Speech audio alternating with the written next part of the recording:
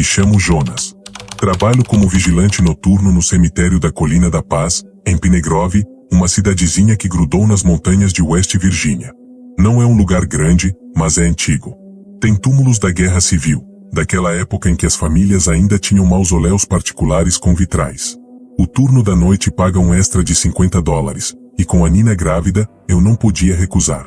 No primeiro dia, o velho Bill, o vigilante que eu estava substituindo, me passou as chaves e me encarou com os olhos injetados de sono e algo mais. Medo. 2 regras, garoto, ele disse, a voz áspera de cigarros. Primeira, a patrulha é das 21 horas às 5 horas, pontual. Você faz o primeiro round às 21 horas e 30 e o último às 4 horas e 30. Nunca pule um. A segunda, ele hesitou, olhando para o portão de ferro já envolto na penumbra do entardecer. A segunda é, se você ver luzes onde não deveria ter, não corra para apagar. Só observe. Anote onde. E não, repito, não responda se ouvir alguém te chamando pelo nome do meio dos túmulos. Eu ri. Um riso nervoso. Tá de sacanagem, Bill? Isso é algum ritual de boas-vindas? Ele não riu. Apenas pegou o casaco e passou por mim. A energia cai bastante por aqui, com as tempestades nas montanhas. Quando cai, bem, você vai ver. Boa sorte. E foi embora. A primeira semana foi tranquila. Silêncio absoluto, quebrado apenas pelo vento nos pinheiros e pelos ocasionais guinchos de corujas. O cemitério à noite é um lugar de paz, eu pensava. Até a terça-feira da segunda semana. Uma tempestade de verão se armou no horizonte, e por volta da 1h da manhã, com um estrondo que fez tremer as janelas da guarita, a energia da cidade inteira caiu. Ficou tudo negro, um breu que parecia físico, engolindo os contornos das lápides e das árvores. Acendi minha lanterna potente e saí para um round extra, só para checar se algum galho tinha caído no muro. Foi então que vi. Lá na parte mais baixa, no Vale das Lembranças, que nome pomposo para onde jogaram os pobres e os indigentes, uma luz fraca. Não era amarelada como uma lanterna, nem branca como um refletor. Era azulada. E pulsava. Devagar, como uma respiração. Meu sangue gelou. Segui o protocolo, não corri. Fiquei parado, observando. A luz pulsou mais algumas vezes e então, simplesmente, se dissolveu no escuro. Anotei no relatório, 1h17, falha de energia. Luz azulada avistada no quadrante D7. Possível fenômeno atmosférico, fogo-fato, ponto. No dia seguinte, comentei de leve com Bill no almoço. Ele empalideceu. D7? Perto do mausoléu da família Hargrave? Eu confirmei com o mapa. Ele balançou a cabeça, levantou-se. Vou pedir transferência. Já deveria ter feito isso. E não disse mais nada. A noite seguinte foi de lua cheia, e a energia estava normal. Mas a regra era clara, round às 21h30. Caminhava pela alameda principal quando senti aquele frio repentino, aquele calafrio que sobe pela espinha sem motivo aparente. E ouvi. Era baixo, quase inaudível, como o sussurro de folhas secas sendo arrastadas. Mas eram palavras. Fragmentos. Não vejo, tão frio, onde está? Parecia vir não de um ponto, mas de vários ao mesmo tempo, ecoando entre as lápides. Apertei o passo, minha mão suando no cabo do cacetete. E então, no canto do meu olho, vi uma forma. Parada entre 2 obeliscos altos. Era apenas uma silhueta escura, mas tinha a postura de alguém, observando. Quando virei a cabeça totalmente, não havia nada. Voltei para a guarita com o coração aos pulmões.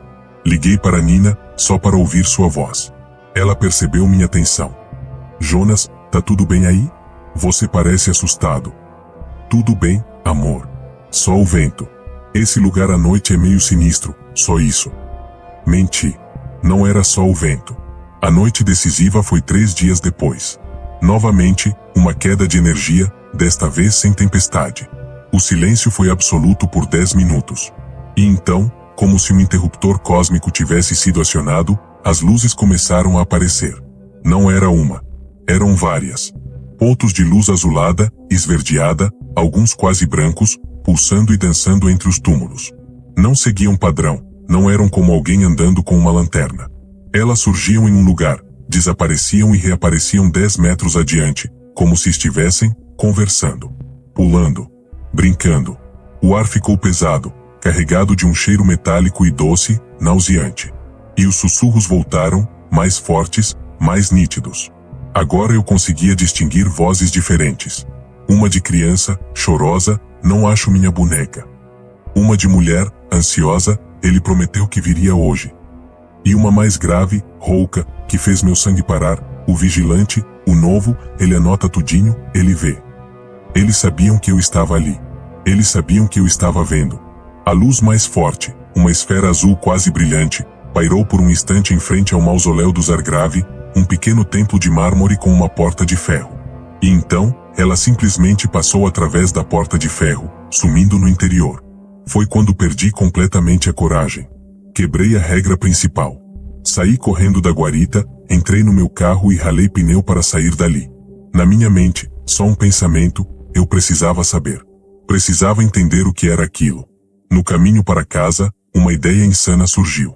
Se aquelas coisas apareciam quando a energia falhava, e se alguém, há muito tempo, tivesse tentado dar energia para elas?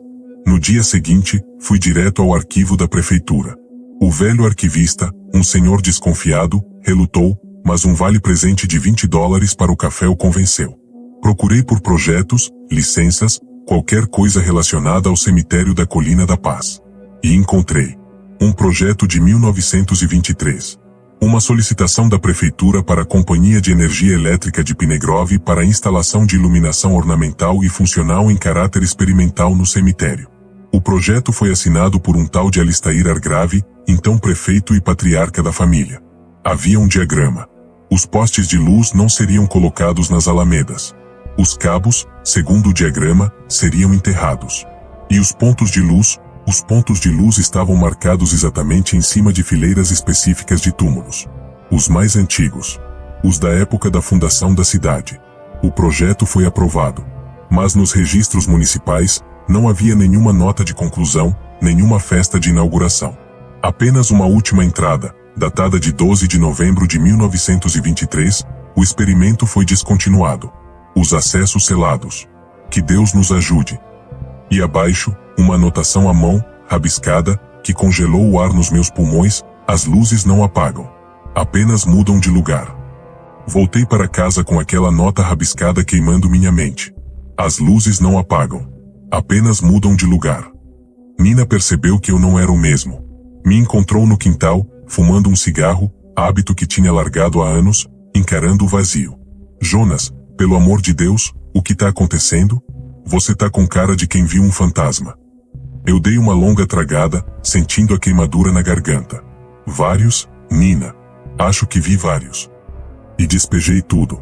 As luzes, os sussurros, a pesquisa no arquivo, o projeto maldito de 1923. Ela ouviu, sentada na cadeira de plástico, passando as mãos sobre a barriga já arredondada. Seu rosto, antes preocupado, ficou sério, pálido. Você precisa sair daquele lugar. Hoje. Liga e pede demissão. E o dinheiro do enxoval? Das fraldas? Minha voz soou áspera, derrotada. São $50 a mais por noite, amor. Faz diferença.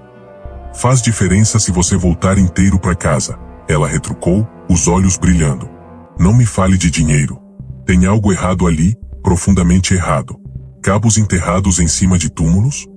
Experimente descontinuado? Isso aí tem cara de coisa de filme de terror, Jonas.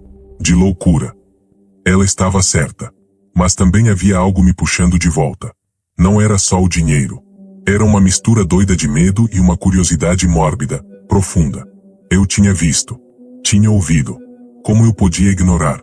Como podia virar as costas para um segredo que estava literalmente sussurrando no meu ouvido? Naquela noite, voltei para o trabalho.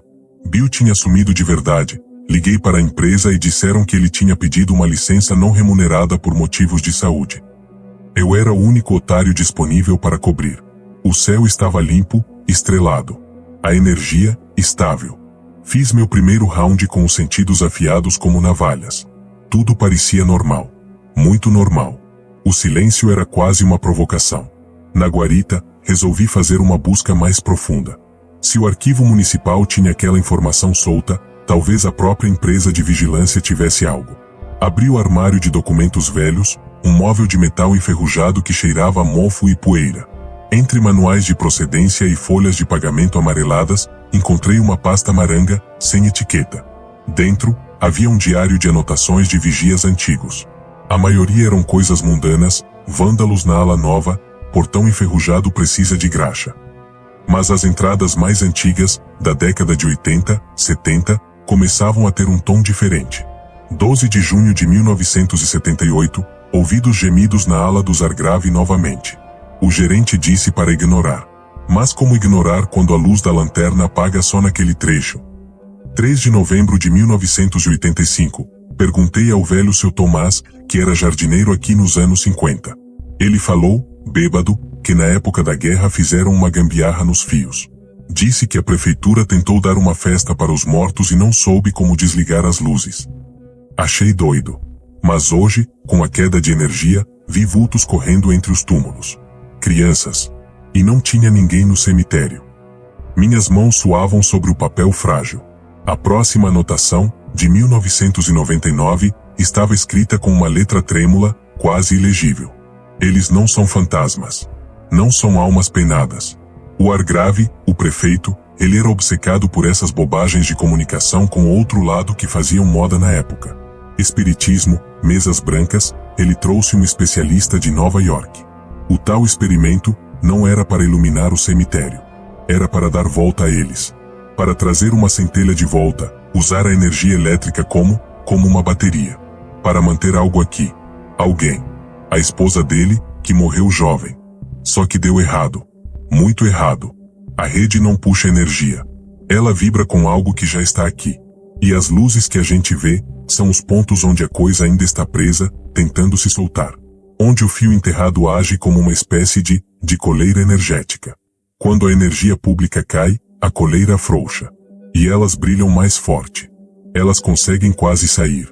Cuidado com os sussurros. Eles te chamam pelo nome para saber se você é mais um fiozouto. O termo fiozouto estava escrito em maiúsculas e sublinhado 3 vezes. Eu não entendia completamente, mas um frio percorreu meu corpo todo. A rede elétrica não estava ali para iluminar os vivos. Estava ali para prender os mortos. Era uma cerca. E quando a energia caía, a cerca falhava. Naquele momento, as luzes do posto dentro da guarita piscaram uma vez, 2, e se apagaram. O breu total. A queda de energia de novo. Meu coração disparou. Olhei pela janela. Por alguns segundos, apenas escuridão. E então, como se estivessem esperando por um sinal, as luzes começaram a nascer. Desta vez, eram mais. Muitas mais. Não apenas azuladas, mas de todas as cores, um amarelo doentio, um verde pálido de musgo, um vermelho opaco como brasa morrendo. Elas dançavam, serpenteavam entre as lápides, mas havia um padrão agora que eu conseguia ver. Elas se concentravam em fileiras específicas, exatamente como no diagrama de 1923. E se moviam, lentamente, em direção às bordas do cemitério, como se testassem os limites. E os sussurros. Deus, os sussurros. Não eram mais fragmentos. Eram frases quase completas, sobrepostas, um coro de desespero e confusão.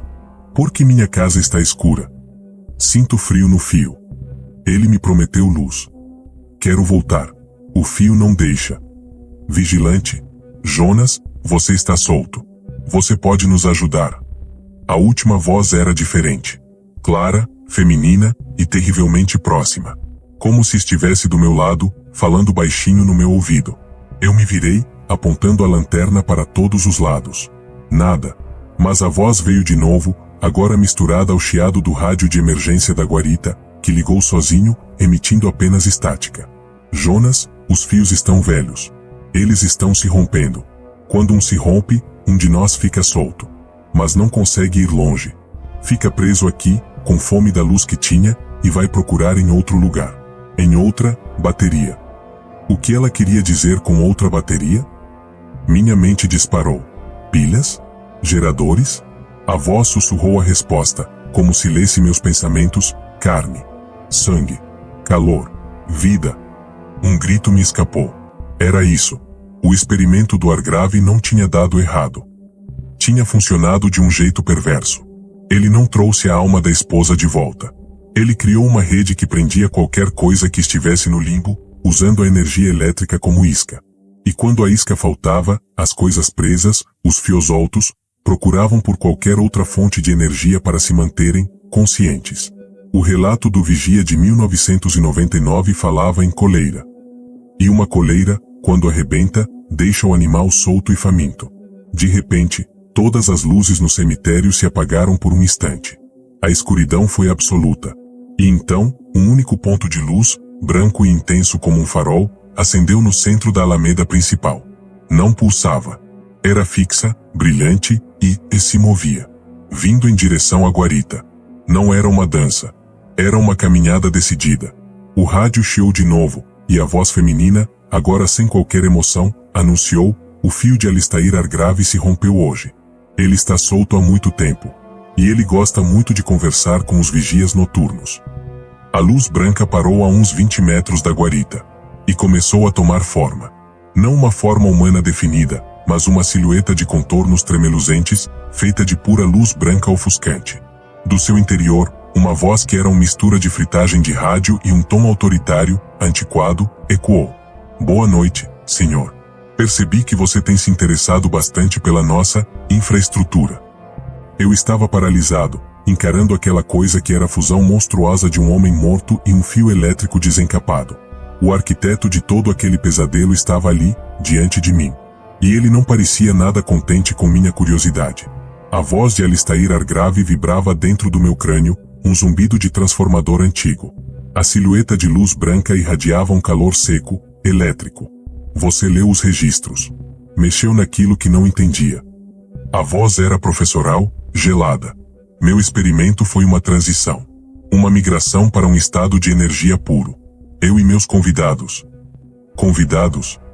A palavra saiu rouca. Os residentes que não estavam prontos para o apagão final. A rede é um santuário. Mantenha a consciência alimentada. Estável. Mas os sussurros eram de angústia.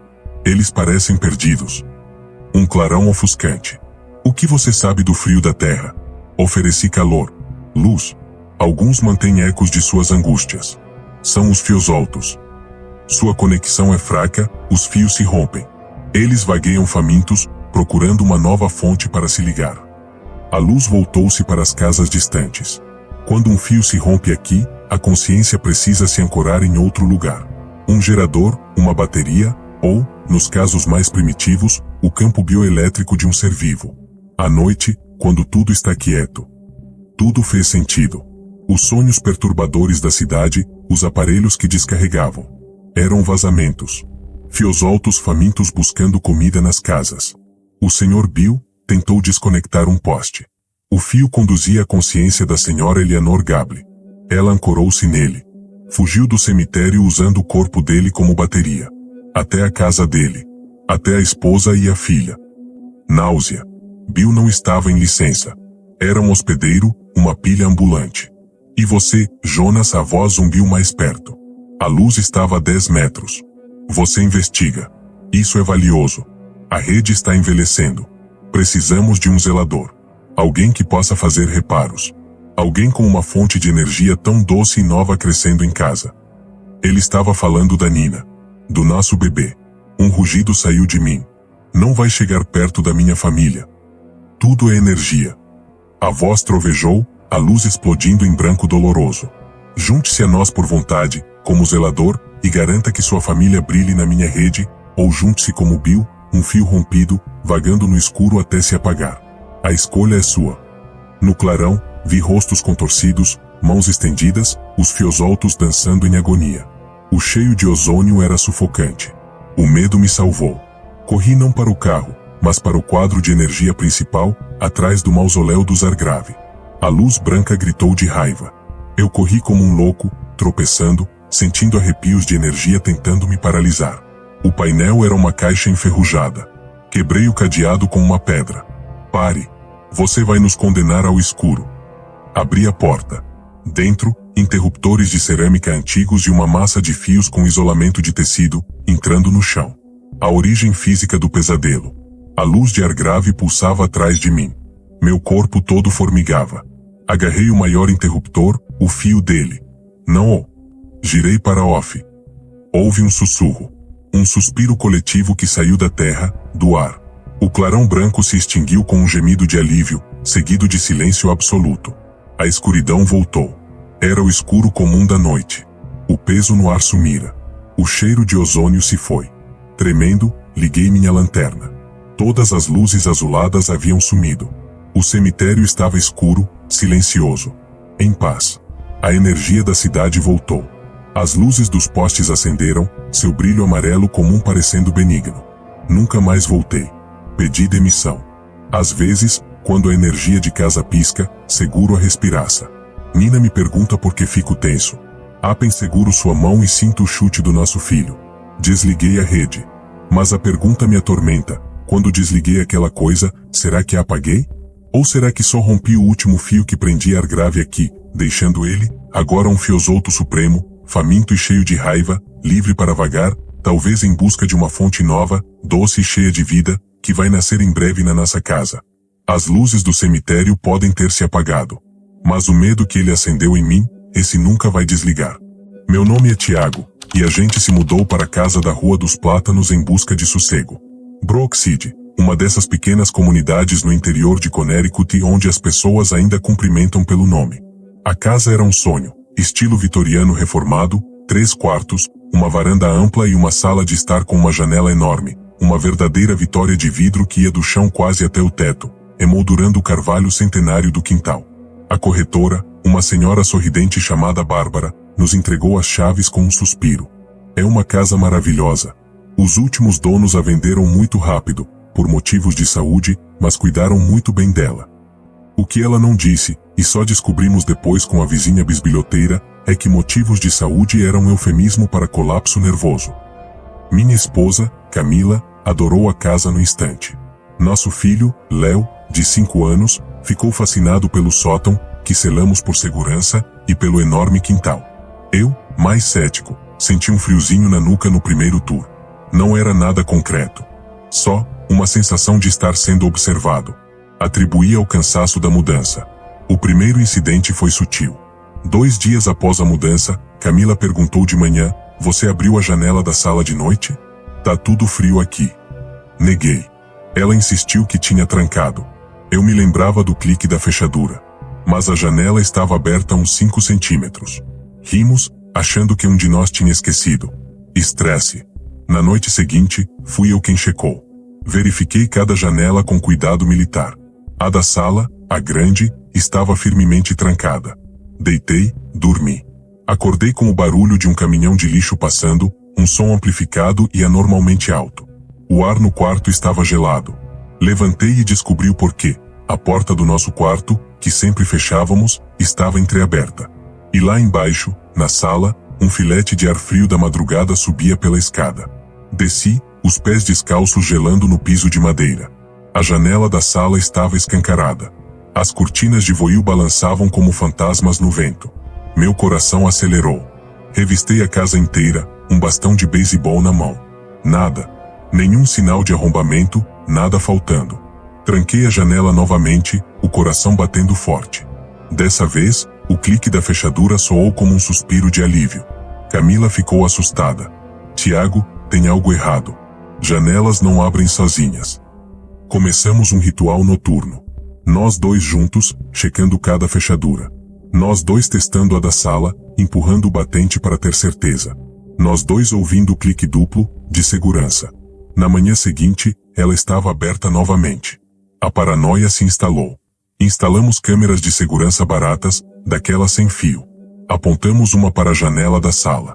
Na primeira noite, a câmera funcionou perfeitamente até as 3h17. Nesse momento, a transmissão ficou estática por exatos 47 segundos. Quando a imagem voltou, a janela estava aberta. A câmera não tinha captado movimento. Nada. Era como se o sinal tivesse sido cortado, ao voltar, a realidade tivesse sido editada. Foi quando os vizinhos começaram a comentar. Não diretamente conosco, mas Camila ouviu a conversa no mercado. A senhora MC Kurmik, nossa vizinha da Casa Azul, comentou com a caixa: "É uma pena, tanta gente boa naquela casa. Sempre dá problema."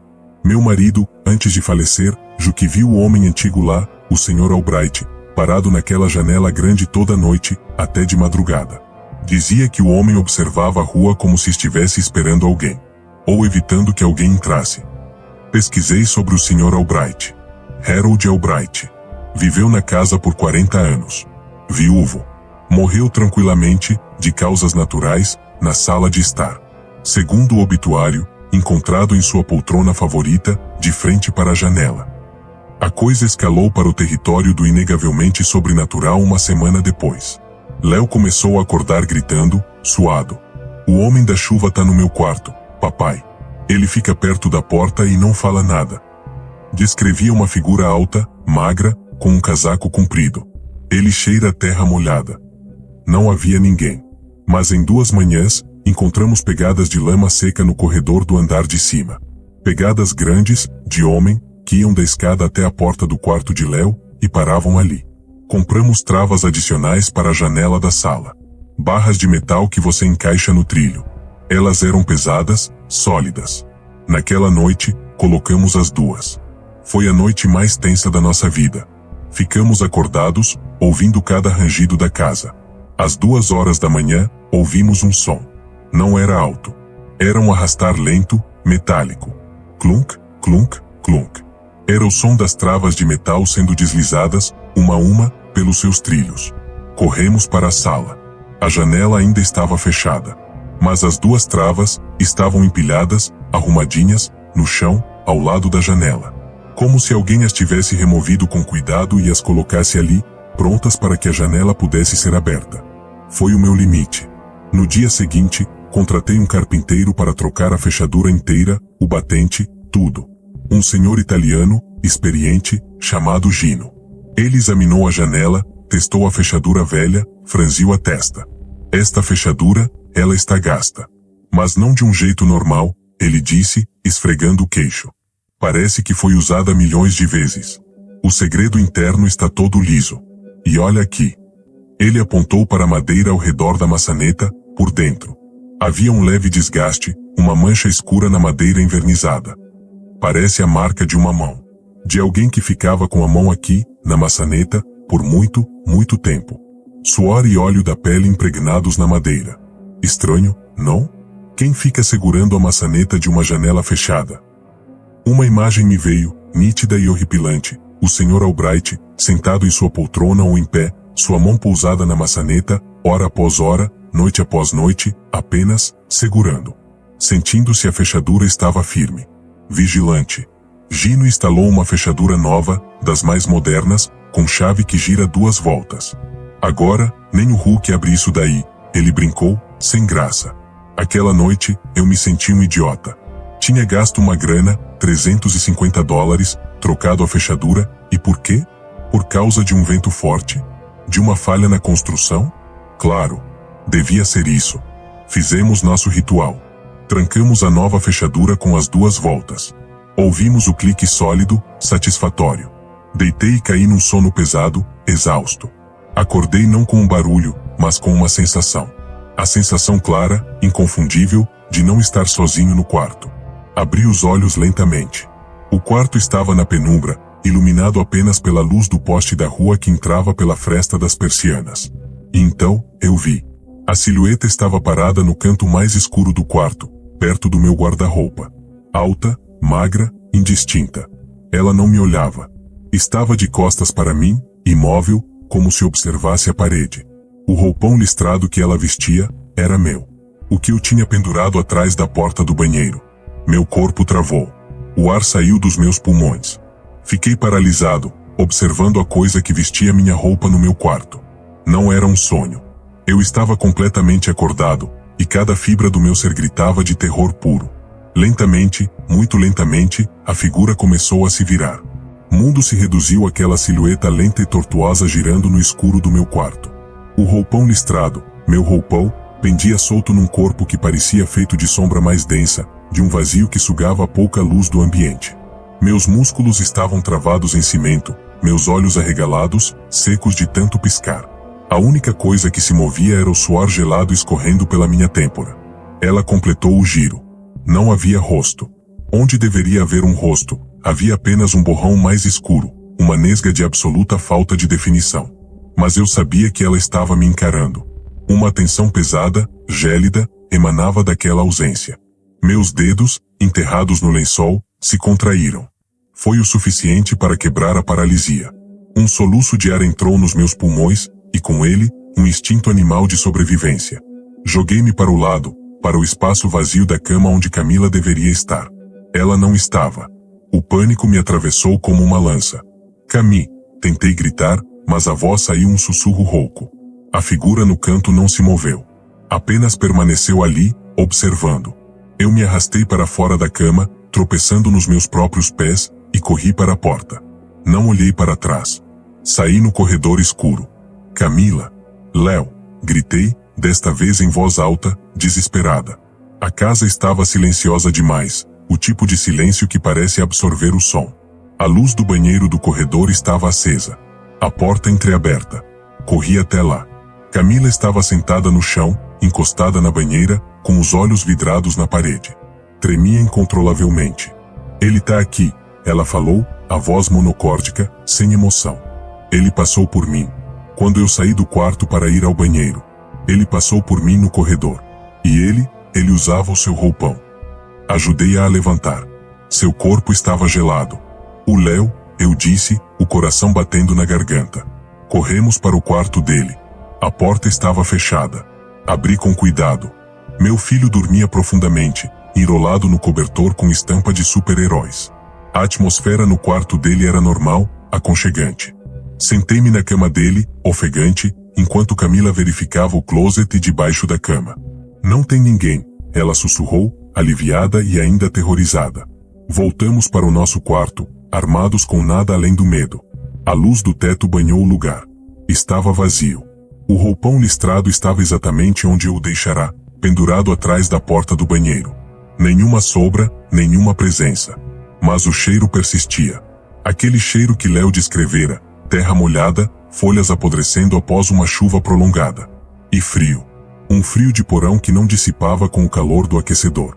O resto da noite passamos na sala, com todas as luzes acesas, enrolados num cobertor, ouvindo cada rangido da casa. A janela nova, com sua fechadura reluzente, permaneceu firme e trancada. Pela primeira vez em semanas, ela não se abriu. Ao amanhecer, exaustos, tomamos uma decisão. Não podíamos mais ignorar. Precisávamos de ajuda, mas não da polícia. Eles nos olhariam como um casal de paranoicos. Precisávamos de alguém que, pelo menos, não risse na nossa cara. Foi Camila quem lembrou. A senhora MC Cormick. Ela falou do Sr. Albright. Ela sabe de algo. Fomos até a Casa Azul naquela mesma manhã. A senhora MC Cormick, uma senhora de cabelos prateados e olhos perspicazes, nos recebeu com chá e biscoitos, mas seu olhar era de compreensão, não de surpresa. Ah, queridos, ela disse, com um suspiro pesado. Eu temia que isso acontecesse.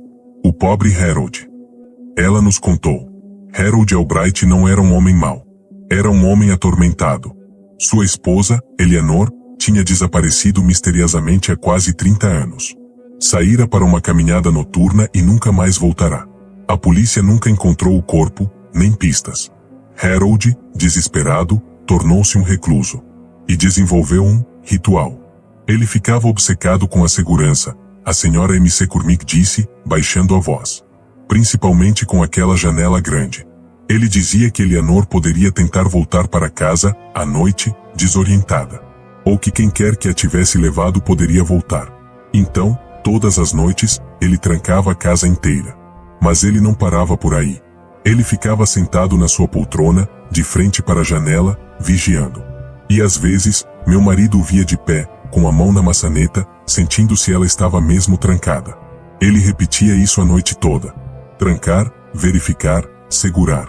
Era como se ele acreditasse que a fechadura, sozinha, não fosse suficiente. Que precisava da força dele, da vigilância dele, para manter algo fora. E manter algo dentro, eu perguntei, a lembrança da figura no meu quarto queimando. A velha senhora encarou seu chá. Havia rumores. Que Harold, em sua loucura, começou a acreditar que não estava impedindo alguém de entrar, mas sim impedindo o espírito de Eleanor de partir. Que ele a tinha trancado dentro de casa com ele, na sua dor egoísta. E que, quando ele morreu, aquela obsessão não morreu com ele. Ficou presa na casa. Na rotina. na necessidade de checar a fechadura. Camila arfou. Então é ele? O Sr. Albright? Ele está fazendo a janela abrir? Ou tentando trancá-la? A senhora MC Cormick corrigiu, sombria. Vocês trocaram a fechadura, não trocaram? Para ele, a fechadura nova não é a certa. Não é a que ele conhece. Então ele mexe, tenta consertar, tenta fazer funcionar do jeito dele. E quando não consegue, fica agitado. E a presença de um homem agitado, mesmo um homem morto, não é algo pacífico. Na volta para casa, uma teoria horrível se formou na minha cabeça. E se não fosse apenas uma obsessão? E se fosse uma tarefa? Harold Albright, preso em um loop eterno, checando a fechadura porque acredita que está protegendo a casa. E nós, os novos moradores, somos intrusos nesse ritual. Pior, somos uma ameaça à segurança que ele jurou manter. Aquela noite, decidimos fazer um teste macabro. Em vez de trancar a janela nova, nós a deixamos destrancada. Apenas fechada, mas com a chave fora da fechadura. Queríamos ver se, satisfeito, o ritual pararia. Foi a noite mais longa da nossa vida. Sentamos no escuro da sala, longe da janela, e observamos. As horas arrastaram-se. Nada aconteceu. Nenhum som, nenhum movimento. A maciez da esperança começou a crescer dentro de mim. Talvez fosse isso. Talvez ele só quisesse ter certeza de que a porta estava segura do jeito dele. Foi então, às 3h33, que ouvimos. Não foi um som na janela. Foi um som na porta da frente. Um som baixo, metálico, familiar. O som da chave girando na fechadura. A chave que estava sobre a mesa da sala, ao nosso lado. Camila prendeu a respiração. Olhamos um para o outro, aterrorizados. Clique. O som do trinco sendo acionado. A porta estava trancada por dentro, com a corrente de segurança. Mas o som era inconfundível. Alguém, do lado de dentro da casa, tinha acabado de trancar a porta da frente. Antes que pudéssemos reagir, ouvimos passos. Pesados, lentos, arrastados. Subindo as escadas. Em direção aos quartos. Corri para o hall. Não havia ninguém. Mas o cheiro de terra molhada era forte, intenso. E as portas. A porta do quarto de Léo, que havíamos deixado entreaberta, estava agora firmemente fechada. A porta do banheiro do corredor, também. E nossa porta do quarto, que estava aberta, agora estava cerrada. Ele não estava apenas checando a janela. Ele estava trancando a casa toda. Como fazia quando estava vivo. Isolando-a do mundo exterior. E, pela primeira vez, ele estava nos trancando dentro com ele. O clique final da nossa porta ecoou como um veredito. Ele não estava só reencenando um ritual. Estava nos colocando dentro dele. Fomos promovidos a participantes no jogo doentio do Sr. Albright. Ele trancou o Léo. Camila sussurrou, em pânico. A menção do nosso filho me fez reagir. A maçaneta do nosso quarto não girava. Albright. Abra. Nenhuma resposta. Apenas o cheiro de túmulo úmido. Uma sombra densa perto da porta de Léo. Peguei um banco e martelei a fechadura. Após golpes brutais, a porta estalou. O quarto estava vazio e gelado. Corremos para o quarto de Léo. Trancada. Chamei, bati. Um choro abafado veio de dentro. Papai, tem um homem aqui. No cantinho. A fúria me deu força. Chutei a porta perto da maçaneta até a madeira rachar e a fechadura ceder. Léo estava encolhido na cama. No outro canto, perto do armário, a silhueta estava parada. Agora vestia um casaco escuro e chapéu antigo. O Sr. Albright. Seu rosto borrado estava voltado para a janela. Uma mão sombria pousava no batente, testando o vidro. Saia, gritei, me colocando entre ele e Léo. A silhueta inclinou a cabeça, percebendo um ruído. Então, simplesmente se dissipou como fumaça, restando apenas o cheiro de mofo. Abracei Léo, que tremia. Ele estava aqui o tempo todo. Só olhava para a janela. Precisávamos sair. Naquela noite. Descemos as escadas. A porta da frente estava trancada por dentro. A chave, na mesa. Tentei girar o botão. Não moveu. Soldado. As janelas tinham grades ou vidro temperado. Estávamos enjaulados. A luz do poste que entrava pela grande janela da sala se apagou. Apenas aquela. A escuridão foi total. Então, uma forma se materializou do lado de fora. Harold Albright. Mais definido do que nunca. Um homem idoso, pálido, olhos encovados de ansiedade infinita. Ele estava fora, no jardim, encarando para dentro. Suas mãos pálidas se prenderam ao vidro. Sua boca se moveu. Nenhum som, mas lemos os lábios. Está seguro. Está tudo seguro. Ele não queria entrar. Estava verificando. Garantindo que a casa estava selada. Que nós, intrusos, estávamos contidos. Seguros dentro de sua fortaleza. Sua expressão não era malévola, mas de preocupação angustiada. Era o mais aterrorizador, um carcereiro patético, preso na própria neurose. A polícia chegou. Conseguimos chamar atenção. Eles arrombaram a porta, o trinco inexplicavelmente emperrado. Na viatura, envoltos em cobertores, contamos ao sargento Miller. Quando mencionei Albright, ele fez uma cara sombria. O velho Harold. Quando ele faleceu, encontraram um diário. Páginas sobre rotinas de segurança, listas de pontos de entrada. Na última página solta, ele escreveu: e se a verdadeira ameaça não estiver lá fora, tentando entrar, mas já estiver dentro, tentando sair? Devo mantê-la segura. Devo mantê-la aqui. Achamos que ela era a memória da esposa. Um novo horror nos atingiu. E se ela fosse outra coisa? Algo que Harold acreditava ter aprisionado? E nós éramos os novos guardiões involuntários? Não voltamos. A casa está à venda, motivos pessoais. Mas em noites quietas, quando o vento balança as árvores, eu vejo. Não uma silhueta. Vejo uma janela. Qualquer janela. E por um instante, tenho a certeza absoluta de que não está trancada. De que preciso levantar, colocar a mão na maçaneta, girar. Sentir o clique. Ter certeza. Porque se eu não fizer, quem fará? Quem nos manterá seguros? Lá dentro, ou cá fora? O ritual do Sr. Albright não terminou. Só encontrou um novo participante. Me chamo Rafael, mas pode me chamar de Rafa. Sou enfermeiro no Hospital St. Mary, em Ridgewood, uma cidade que já foi próspera com suas minas de carvão e agora é pouco mais que um posto de gasolina e uma memória cansada. Trabalhar no turno da noite paga melhor, e a estrada que liga o hospital à minha casa na zona rural é a velha Ridgewood Pass, uma fita de asfalto rachado que serpenteia pela floresta estadual. É escura, mal sinalizada, e há 10 anos foi oficialmente fechada após um deslizamento de terra que engoliu um trecho inteiro. A prefeitura nunca arrumou. Só colocou barreiras e placas de estrada interditada.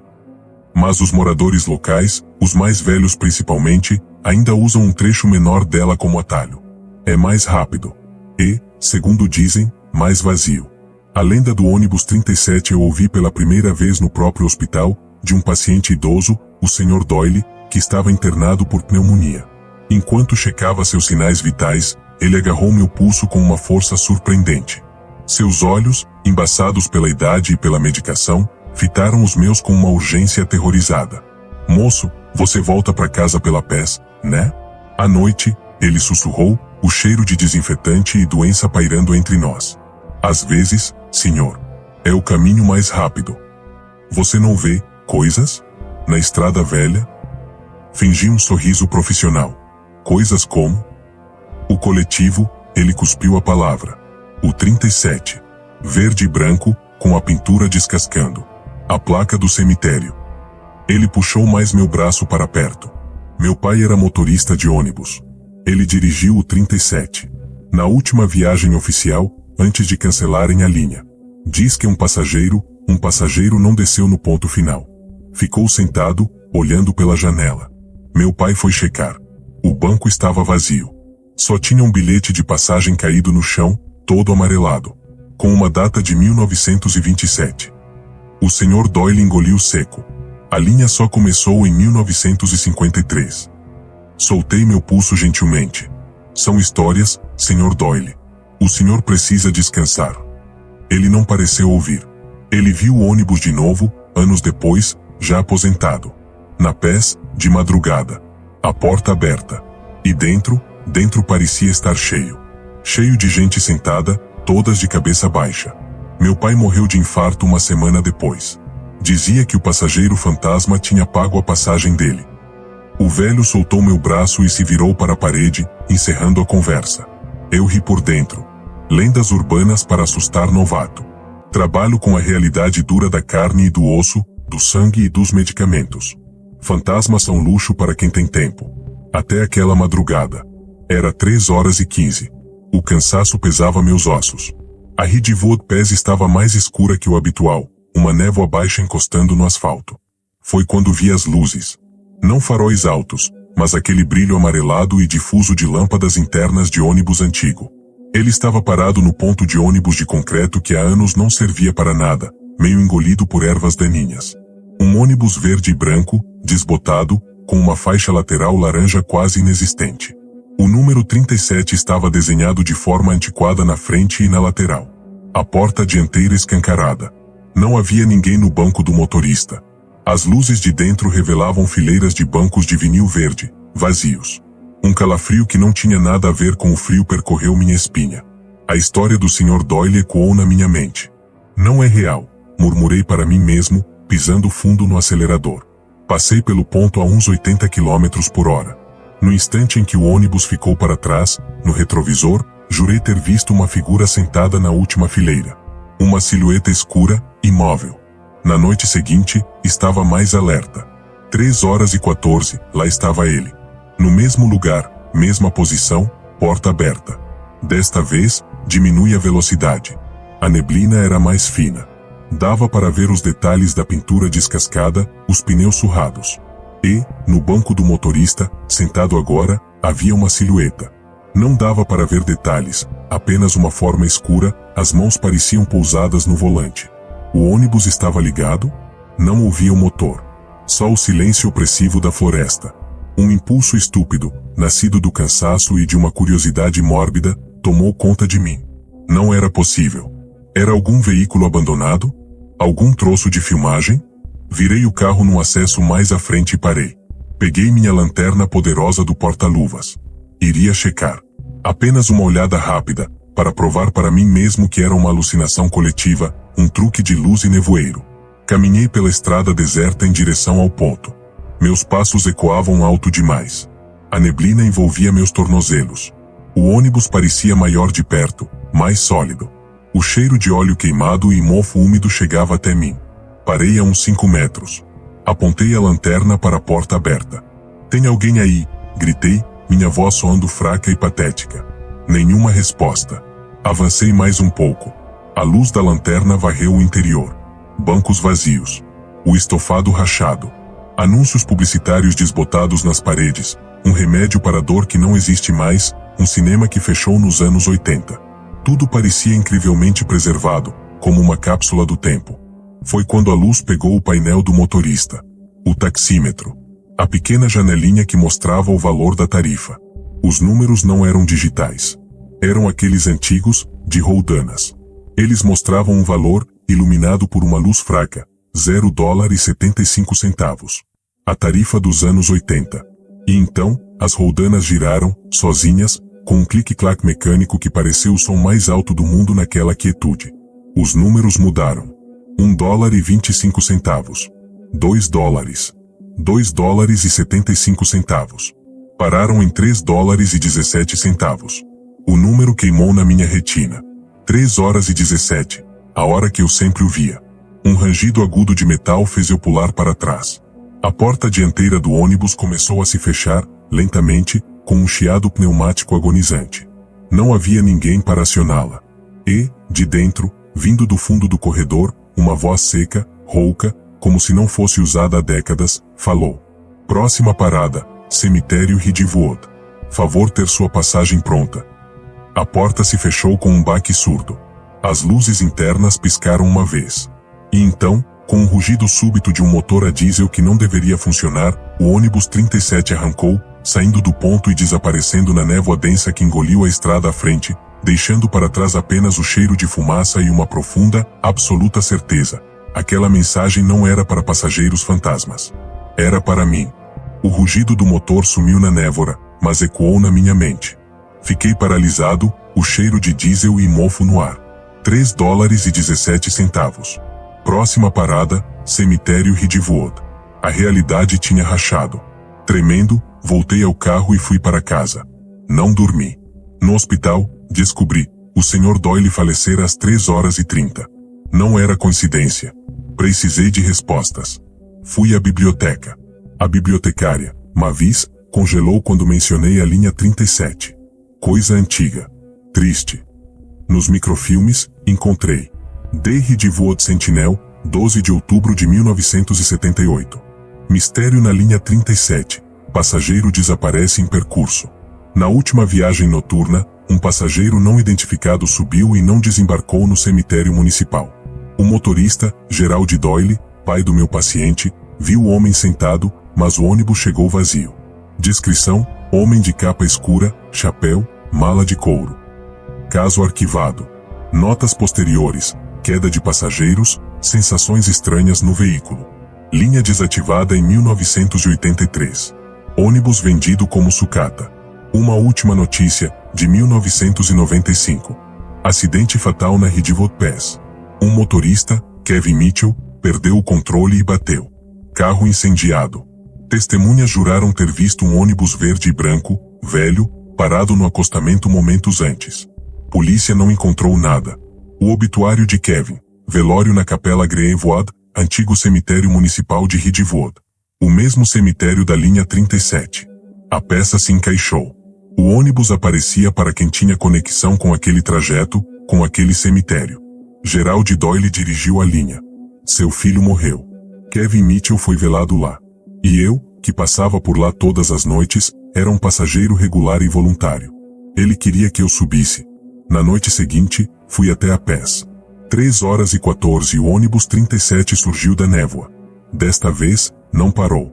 Passou por mim devagar. Pelas janelas embaçadas, vi silhuetas sentadas em todos os bancos. Figuras escuras, imóveis, olhando para frente. Um transporte de sombras. O motorista, uma silhueta indistinta, parecia olhar para mim. A porta fechada. Ele seguiu, desaparecendo na curva do suposto deslizamento. Um impulso irracional me tomou. Precisava saber. Liguei o carro e o segui. Passei pela barreira. A neblina engrossou. Mantive distância das luzes traseiras vermelhas. Entramos na seção soterrada, mas a estrada continuava, mal conservada. Árvores esqueléticas se curvavam sobre a pista. À frente, um portão de ferro enferrujado entre pilares de pedra. Placa inclinada, Cemitério Municipal de Ridgewood, 1898. O ônibus parou. Luzes internas acesas. Porta dianteira abriu com um chiado. Nenhum passageiro sombrio se moveu. Do meu carro, vi o motorista se levantar. Desceu, ficou ao lado da porta, olhando para dentro, como um condutor esperando. Um por um, as figuras se levantaram. Movimentos lentos, desengonçados. Desfilaram pelo corredor, desceram. Deslizavam. Cada uma, ao passar pelo motorista, parecia entregar algo.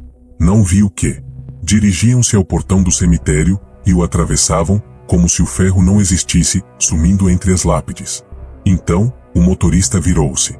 Mesmo na distância, senti seu olhar fixo em mim, através do para-brisa. Levantou a mão, devagar. Fez um gesto claro, convidativo, para a porta aberta. Ele queria que eu subisse. Que completasse o trajeto. Pisquei. Quando abri os olhos, o ônibus, o motorista, o portão, tudo sumira. No lugar, apenas névoa e, à frente, o abismo negro do deslizamento real, com fitas refletivas brilhando. Estivera olhando para um precipício. Tremendo, saí dali.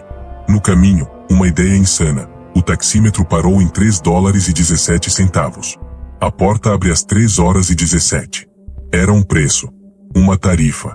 Mas o que se usa para pagar uma passagem num ônibus de mortos? Em casa, Nina preocupada. Rafa, onde esteve? Parece um fantasma. Só uma volta. Não dormi. Na tarde seguinte, revirando caixas velhas na garagem, encontrei uma caixa de metal com coisas do meu avô, morto quando eu era criança. Entre medalhas, um bilhete de ônibus amarelado, ranhurado. Destino escrito a caneta, desbotado, Cemitério Ridgewood. Data, 12 de outubro de 1978. O dia do desaparecimento. Meu avô morrera em 1980. De infarto. Sozinho. Virei o bilhete. No verso, letra cursiva fina, a passagem é paga com tempo. O seu ou o de outro. Escolha. Abaixo, como assinatura, um número, 37. O ônibus não só coletava almas. Cobrava pedágio. A passagem não paga do meu avô era uma dívida herdada. O motorista não me convidava para viajar. Ele estava me cobrando. O bilhete na minha mão não era papel. Era uma sentença. A passagem é paga com tempo. O seu ou o de outro. A dívida do meu avô, contraída em 1978, não tinha sido quitada com a morte dele. Tinha sido transferida. Herdada. Como uma hipoteca maldita sobre a minha linha do tempo. A ficha caiu com um peso de chumbo. O motorista do 37 não era um fantasma aleatório. Era um cobrador. E o seu trajeto não era um passeio turístico pelo além, era uma rota de coleta. Ele buscava aqueles que deviam tempo. O passageiro desaparecido de 1978? Talvez ele tenha pago com a própria vida, mas o pagamento não foi aceito. Ou talvez tenha fugido, deixando a dívida rolar, acumulando juros por décadas, até encontrar um herdeiro. Nina notou a mudança em mim. Rafa, você tá me assustando. O que tem nesse papel? Mostrei a ela o bilhete. Ela leu, confusa. Isso é, alguma piada de mau gosto do seu avô. Ele morreu 2 anos depois dessa data, Nina. De infarto. Sozinho. Minha voz soou oca. E o ônibus que eu vi, ele para exatamente no horário que tá escrito no verso dessa coisa. 3h17. Ela tentou racionalizar, falou em estresse, em procurar ajuda. Mas no fundo dos seus olhos, eu vi um medo novo, um medo por mim. Ela não acreditava na história, mas acreditava no meu terror. Era real o suficiente. A próxima noite foi um suplício. Sabia que o ônibus viria. Sabia que a porta se abriria.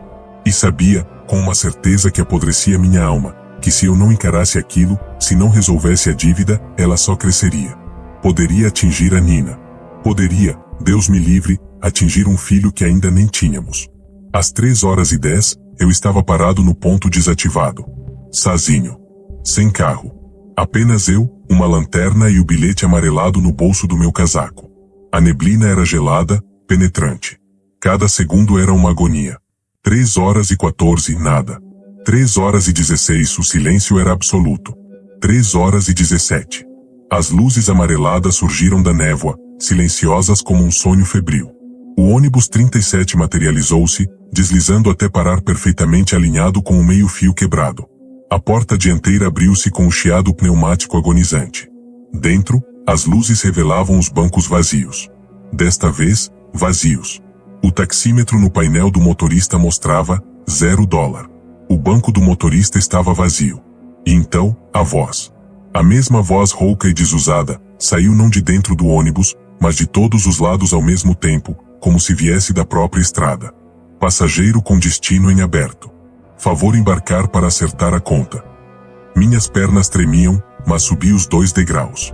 O ar dentro era estático, frio, com cheiro de poeira antiga e flores murchas.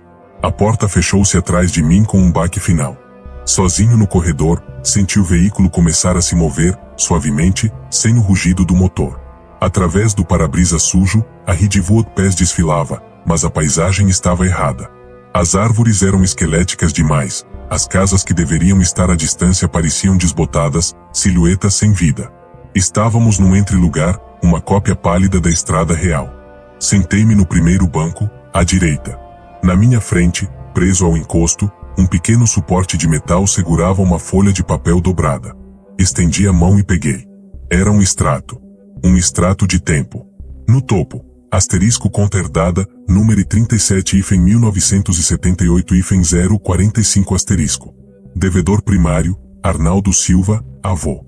Herdeiro da dívida, Rafael Silva. Asterisco origem, ponto central, 12 de outubro de 1978, asterisco. Destino em atraso, cemitério Ridgewood.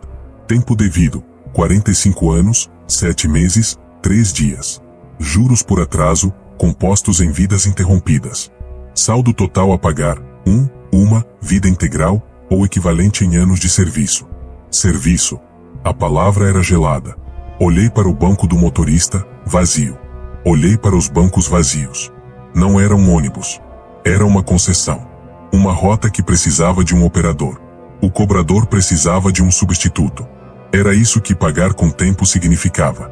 Você podia dar toda a sua vida de uma vez, ou podia estendê-la, dirigindo o ônibus, coletando outras dívidas, pagando aos poucos com o tempo dos outros. O ônibus parou. Não estávamos no cemitério. Estávamos em um cruzamento escuro, não marcado em nenhum mapa. Do lado de fora, sob a luz fraca de um poste quebrado, uma figura esperava. Um homem de meia idade, parecendo confuso, olhando para o ônibus como se fosse um salva-vidas.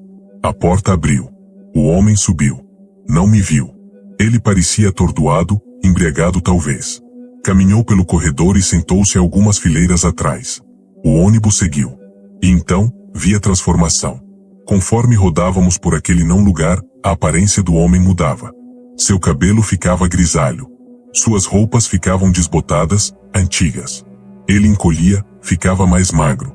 Ele não percebia. Apenas olhava pela janela, com uma expressão de cansaço infinito. O ônibus parou novamente. Desta vez, em frente ao portão do cemitério. A porta abriu. O homem, agora envelhecido décadas, levantou-se. Seus movimentos eram lentos, pesados. Ao passar por mim, seus olhos vazios encontraram os meus por uma fração de segundo. Não havia medo. Havia apenas um esgotamento profundo, uma resignação absoluta. Ele desceu e atravessou o portão, dissolvendo-se entre as lápides. O taxímetro no painel, que estava em 0, girou. Clique-clac. $10. $25. Parou em $47,50. $47,50. 47 anos e meio? A vida daquele homem, ou parte dela, usada para abater minha dívida. Uma náusea avassaladora me atingiu. Eu não era apenas um passageiro. Era um cúmplice. O ônibus me mostrava o mecanismo. Para eu me libertar, outros teriam que entrar. Outros teriam que pagar com seus anos, sua vitalidade, seu tempo. A voz soou novamente, agora vindo do alto-falante rachado acima do motorista. Compreende os termos? Pagamento único ou parcelado? Escolha agora. O banco do motorista parecia pulsar. Um assento vazio por décadas, esperando por um novo condutor. Uma prisão sobre rodas, percorrendo a eternidade nas estradas fantasma, catando almas em débito.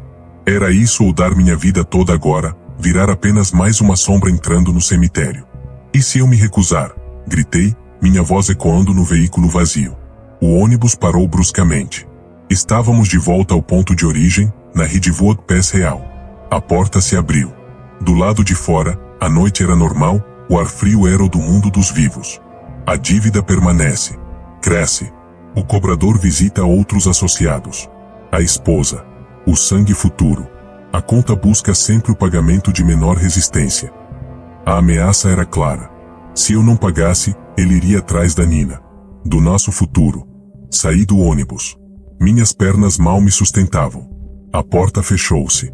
Antes de o veículo desaparecer na névoa, vi uma forma sentar-se no banco do motorista. Uma silhueta que, por um instante, teve o perfil cansado do meu avô.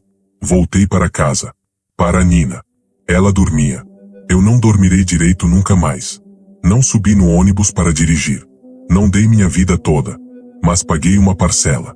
Às vezes, quando estou exausto após um plantão, ou quando a Nina comenta que parece ter envelhecido anos num só mês, eu sinto um frio. E saio para dirigir à noite, sem rumo. Paro em cruzamentos escuros. Olho para pessoas perdidas, para almas cansadas à beira da estrada. E, contra tudo que sou, contra meu juramento de cuidar da vida, uma parte minúscula e terrível de mim sussurra, olhando para o vazio.